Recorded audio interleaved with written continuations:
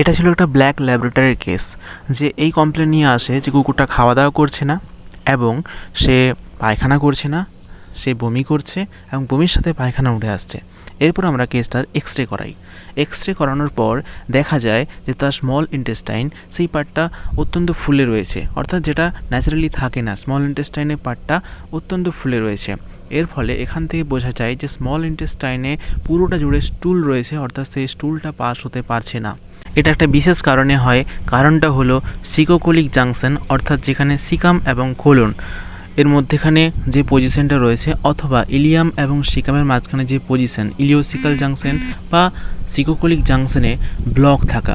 এর ফলে ইন্টেস্টাইন থেকে স্টুলটা লার্জ ইন্টেস্টাইনে যেতে পারছে না, অর্থাৎ স্মল ইন্টেস্টাইন থেকে লার্জ ইন্টেস্টাইনে যেতে পারছে না, ফলে স্টুলটা স্মল ইন্টেস্টাইনে জমা হয়ে রয়েছে।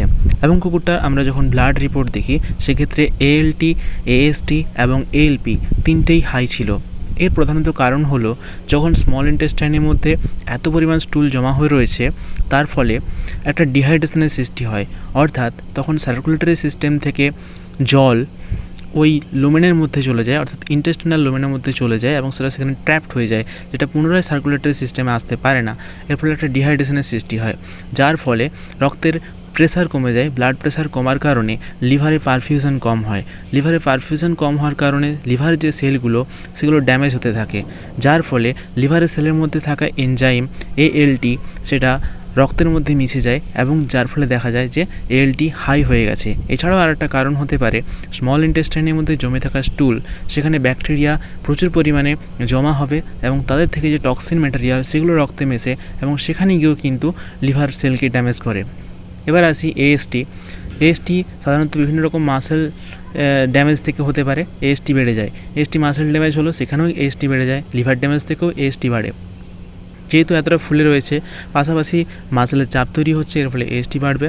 এবং এএলপি বাড়ার কারণ হলো যেহেতু ব্লকেজ রয়েছে, স্টুল পাস হতে পারছে না, ফলে যে গল ব্লাডারের মধ্যে জমে থাকা বাইল সেটাও পাস হতে পারছে না, অর্থাৎ সেখানে ব্লকেজ রয়েছে।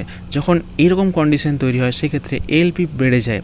অর্থাৎ এখান থেকে পুরোপুরি আমরা ক্লিয়ার বুঝতে পারছি যে এটা একটা ব্লকেজের কেস এবং কী কারণে এএলটি, এএসটি এবং এএলপি বেড়ে গেছে।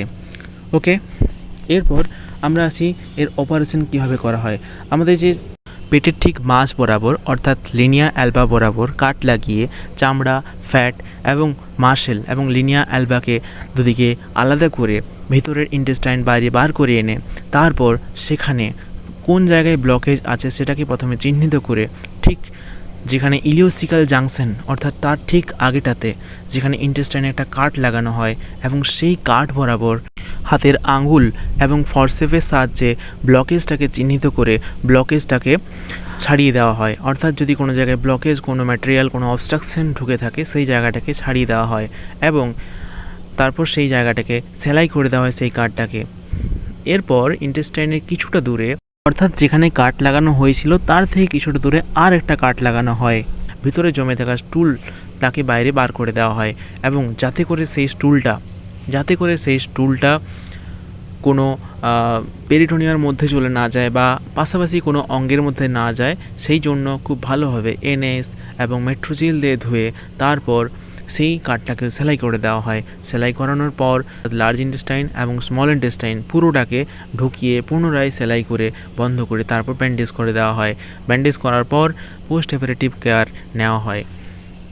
কিন্তু এই কেসটা অনেক দিন পুরনো ছিল, ফলে যিনি আগে দেখেছিলেন তিনি অনেকগুলো ইনিমা দিয়েছিলেন, ইনিমা দিয়ে তাকে কুকুরটাকে পায়খানা করানোর চেষ্টা করেছিলেন। বাট এখানে ইনিমাতে কোনো কাজ হয়নি, কারণ এখানে ইনিমাতে কাজ হওয়ার কথাও না। তার একটাই কারণ, যেহেতু ব্লকেজ রয়েছে সেক্ষেত্রে ইনিমা দিয়ে কীভাবে কাজ হবে। এবং এই কেসটা অনেকটা দেরি হয়ে গিয়েছিল। এএলটি, এএসটি, এএলপি সব কিছু হাই হয়ে গিয়েছিল, ফলে প্রথমেই বলা হয়েছিল কুকুরটার বাঁচার কন্ডিশন খুবই কম, অর্থাৎ খুবই সিরিয়াস কন্ডিশন।